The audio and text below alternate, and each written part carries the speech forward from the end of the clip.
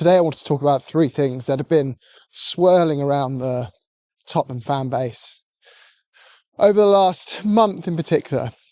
And those areas are the expectations around Postecoglou and whether they're realistic. Are the injury crisis, going around the club at the moment fair, should we say, I don't like using the word excuse, but are they fair justification for, a consistent drop-off in form when you marry it up with the fact that the consistency wasn't necessarily there last season with some of these players as well. And lastly, this insane set of fixtures we're going to have to play through now, missing so many important players. Is it really fair to make them the ultimatum period for your manager when, Arsenal, Liverpool, Newcastle games, once they're out the way, there's a nice run of fixtures and some great opportunities to progress in the cups. That feels a kind of unfair time to move a manager on, when that's the opportunity for them to get all their best players back and kick forward with some decent games to get some fitness back and get the club back on track this season. So I kind of think I'll start with the expectations part. And you'll see it's a bit more of a different setting than normal today. People have been busy with Christmas and stuff, so I thought we'd take this in a more tranquil place today. So expectations of Postecoglou. Starting there, what does success look like this season and next season? And this is where I think a lot of the disharmony is coming from as a fan base. There's definitely different sections, and it'll be a very individual thing to you of where you think we should be. But I feel there's split into a few main camps, and one of those camps are, we're Tottenham Hotspur, our ticket prices are X, therefore we deliver X. But that kind of misses out the fact that we aren't one of the top four richest clubs in the Premier League. We're not even now technically one of the top six, if you go by, cash as well available for these clubs. Now Newcastle have entered the mix. So if you go purely on revenue, we are typically finishing about where we sit, which is sixth, with the occasional season where we finish above that in the Champions League and the occasional season where we finish back in eighth. And as a result, I feel like a more realistic expectation of where we are is probably somewhere, sixth in the league on average over a number of seasons. Now, the new stadium has given us opportunities to navigate financial fair play better than other clubs because we operate better margins than them. It's not all about revenue, and we've got really good rates in our loans. So you could say, right, we now have a pedestal to be in that top four again consistently, but it's going to take some time to get there because of the sacrifices we went through to get the club into that position, right? Those poor transfer windows, times of not spending enough, and suddenly we're playing catch up and trying to rebuild a squad in an era of Man City, Chelsea, Liverpool, and even Arsenal have spent huge sums recently. So they're moving forward as much as we're trying to move forward as well. And it makes it really hard. So I feel like a lot of that unfair pressure goes on Postecoglou, and if he can find a way of getting Spurs back, when I say back, a club that spent most of its time outside of the Champions League, but get us into the Champions League again, like we were under Poch, even, leaving us in a position where we say, look, we didn't win a title, but we got third, or even fourth, but this time it's different. It's different to the Conte time, because that time our league position was definitely inflated by the fact we had Harry Kane and Heung-min Son in their prime, and as a result, made the rest of the squad look stronger than it was. And in hindsight, we had a lot of mid-table to lower table kind of placed players that shouldn't, in a normal world, be anywhere near our team, but they were through circumstances of some, poor transfer strategies that we had. Not necessarily lack of spend. I don't like the lack of spend stigma, because Spurs do spend slightly above where they sit in terms of revenue versus their peers. But we definitely got a lot of signings wrong. So Postecoglou's come in and said, right, I've got a squad that's had 4 years of pragmatic low block, 3 at the back style football. And my job here is to turn this squad into attacking football. And I don't have really any players built for that system apart from Harry Kane, who's all but sold. So I've got to somehow overhaul this entire squad. And the fan base's expectation is Champions League. It's challenging for trophies. And it's playing great, exciting football along the way. It's a pretty tall task. So I think he had to overhaul, he has had to overhaul 16 of his 25-man squad in 18 months, which is massive. And when you think your budget is about £100 million per summer and £50 million per winter, that doesn't stretch that far across 16 players. So he seems to have taken most of the decisions that set us up for success in future, as well as today. And I think he's made the right call to do those things. Where he's definitely made some maybe some errors of judgment, even though I'm fully behind the guy. I think that most decisions are right, and everyone's gonna, if you can get 80% of your decisions right in life, you're going to be very successful. And that's what these successful people do in his positions. They get 80% of them right, but they acknowledge when they get them wrong. And I think he even said it. They need some more senior players in. Maybe they prioritised a couple of players in their younger years who weren't quite ready yet, instead of going to get a senior left back, as an example, which is now, with Udogie out for 6 to 8 weeks, left us in a very difficult situation. But hey, he's got most of the squad decisions right. The baseline's now there. But then what happens next for Ange? You couldn't make it up. You lose pretty much. And you look at that squad, I'd say out of the whole entire squad, there are about 5 or 6 players you build that team around. And those players are the ones I'd say are Champions League level quality players that Tottenham can say, hey, they're going to be here for at least 2 or 3 more years, and we can kick on with these guys and build around them.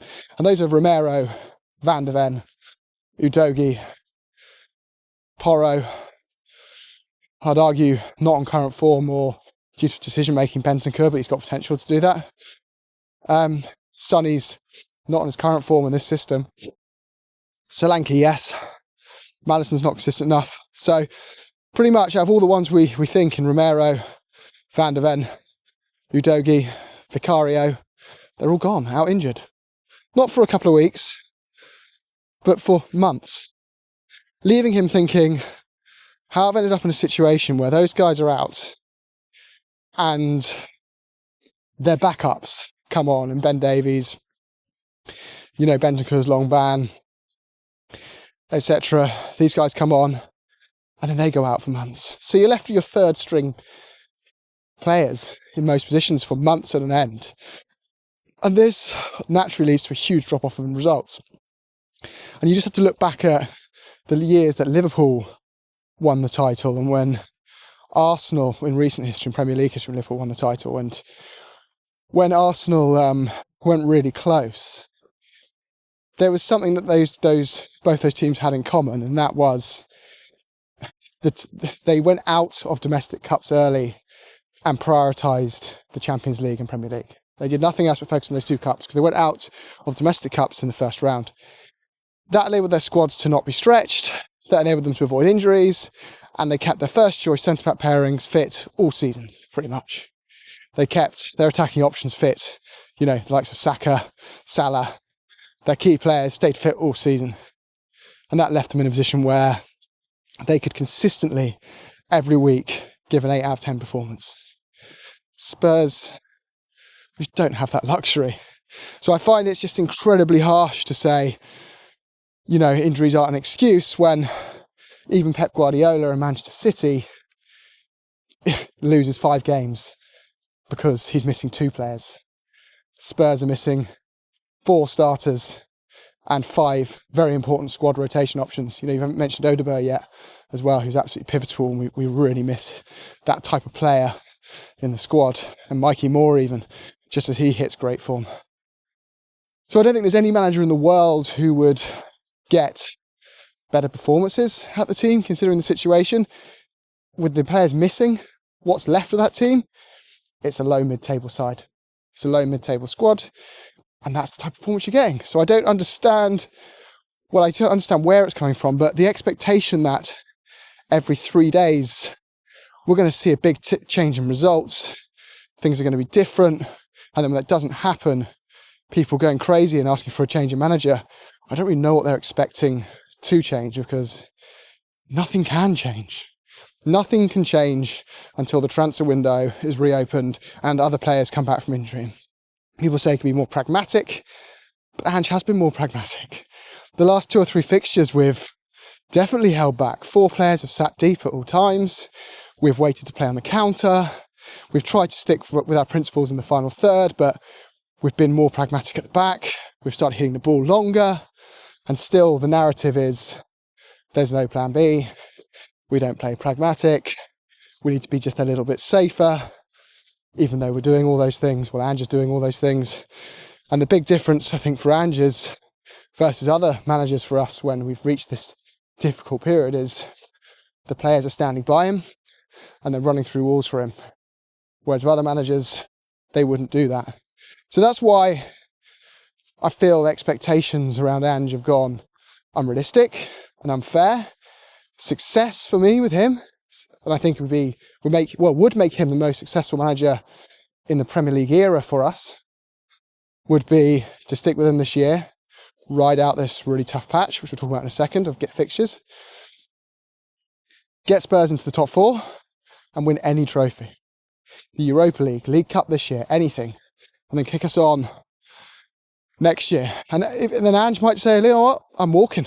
I've done my project here, I've won a trophy here, and we will be begging for him to stay at that point, and it'll make everyone feel a bit silly if that happens, especially people who wanted him gone.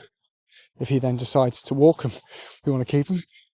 But yeah, I think that would make him the most successful Premier League manager in our history, to win the League Cup and establish us in the top 4, not temporarily in the top 4, but establish us, as a club that looks permanently set. Well, not permanently, but to have a 3 to 5 year period in the Champions League again. And Ange will always make decisions like he's here forever, even though he's only here in the short term. And that's what all the Celtic fans will tell you, Brisbane Roar fans, all of them. They'll tell you that he makes decisions that will benefit the club for the long term and act like he's going to be here forever, even though he's only ever going to be there for normally 3 years. So those are on expectations where I think we should be with Ange versus where we are. And that leads on to expect these tough fixtures we've got coming up and the job security around him. And it doesn't sound like there's much job security issues coming from the board. It's from the fans at the moment, who are just so frustrated. And you see, lines like, it's unacceptable to concede 6 at home. Doesn't matter who you are, what the situation is. But I completely disagree with that. It is understandable why. There's no such thing as not acceptable for certain things to happen in football. That's what makes football such an amazing sport. Other clubs, as we've won 4 games by 4 goals, beating City 4-0 at the Etihad. That would be unacceptable, but it's happened. It's just, that's the game. And it's going to happen again. But when you see our squad in the position it is an excuse. And it's a valid excuse that when you're missing that many players, the best team in the world can score 6 goals against you. But hey, we got 3 back, despite having not a particularly great forward line. I think that's really, really, really impressive. And testament to the squad. Well, trying so hard to stick with Ange's principles. And I don't think if we played low block football with that result would have changed. The score would have.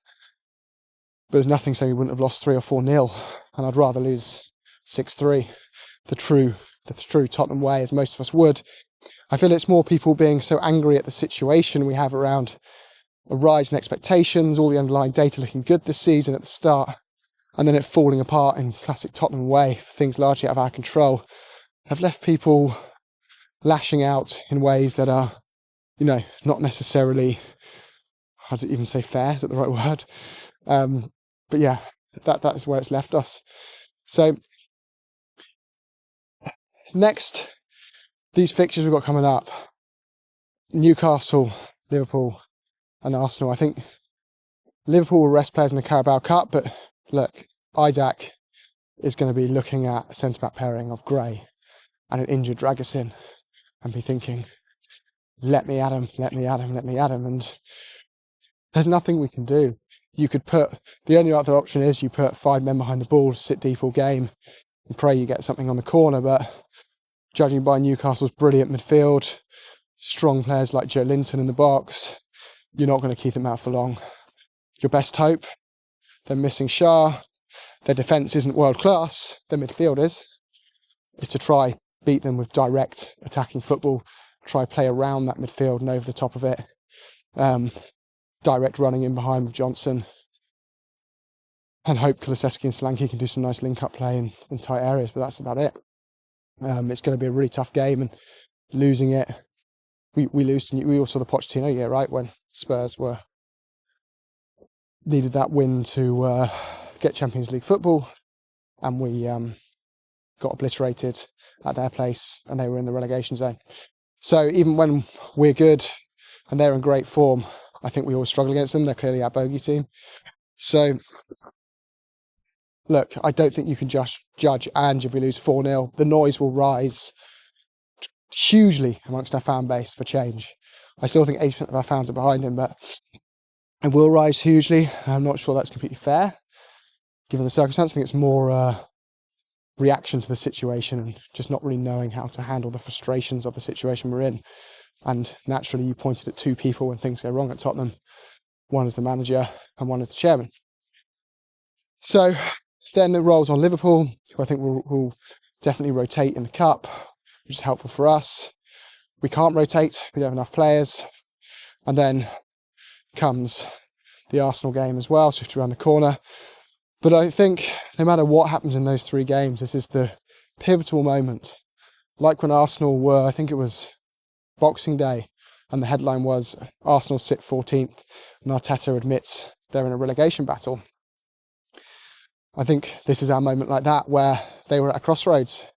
We stick or we twist. They stuck and it paid off. If we walk away now, we've gone through all the pain, and just at the last moment when 4 players are set to return, and Romero, Van de Ven, Davies, basically Vicario is not far off. You know, Odegaard's now back in training. All these players are coming back, and then we go, pulling the plug. A new manager comes in and we go, wow, look, told you, we're better again. Well, no, we're better because we've got all the hard fixtures out of the way. We've got our players back. And that's just a natural consequence when we should be saying, great, let's let Ange now rebuild from this point. Let's let him go for this. Let's take the season as an opportunity to, we're not going to win the league. We're not going to get 4th. Let's try aim for 6th or 7th, get back in Europe, but let's try win a trophy for once. Let's try win that Europa League. Let's try win that Carabao Cup. You never know, both those trophies are still on, possibly at that point, because there's 2 legs against Liverpool as well. So, yeah, and they'll be fighting for everything else above the Carabao Cup, whereas I think we can make that a number 1 priority and win it. And this is where the expectations bit can be frustrating, because I've heard now a lot of people saying, well, I don't care if we win the Carabao Cup if the league form is that bad. Well, you can't have it all. You can't say it's all about trophies and then as soon as you prioritise a trophy, say that doesn't count anymore. That's just moving the goalposts because you don't believe in a project or manager. And there's also the fact that no matter what Ange does, he's seen as him succeeding. People don't want him to, some people, because that would reflect a successful decision by a chairman that polarises the fan base, and the side who don't want him don't want that because it prolongs time with him in charge in their eyes, even though, quite frankly, I don't think he'd go anyway when we're relegated. So it's kind of a pointless stance to have in many ways. But there you go, that's how people will feel about it. And it's also, some people have dug so deep into him being the wrong manager, they don't want to backtrack on that. So they don't want to have to say, you know what, you were right. We knew this was coming at the start of the season. We knew it would be, oh, no plan B, frustration. And we were just waiting for that moment for the team to click so we could all say, told you so, it can work. There is ways you can win the league. The other managers like Pep Guardiola, Jurgen Klopp, they don't deviate from their principles. Erik ten Hag did, and it killed him. He completely lost the dressing room from that point. So let's stick with the guy. Even when we get for these ridiculously hard fixtures coming up, We've got to give them time. I think it's now or never for the board to say, pull them into a room and say, whatever happens in these next 3 or 4 games, we've got your back. And we're going to work really hard to bring you 2 or 3 players and set you up for success next year. And then say, whatever happens this year, you've got next season as well to prove that this is, you can be successful here. I think that's the logical step. We've got a higher ceiling doing that than abandoning a manager and starting again, hoping for the best with someone else. But those are my views anyway. Let us know in the comments if you have any questions for the next episode. We're going to be doing this as a bit more of a Q&A type format with you one-on-one between the main pod and episodes. So yeah, let us know, and up the Spurs.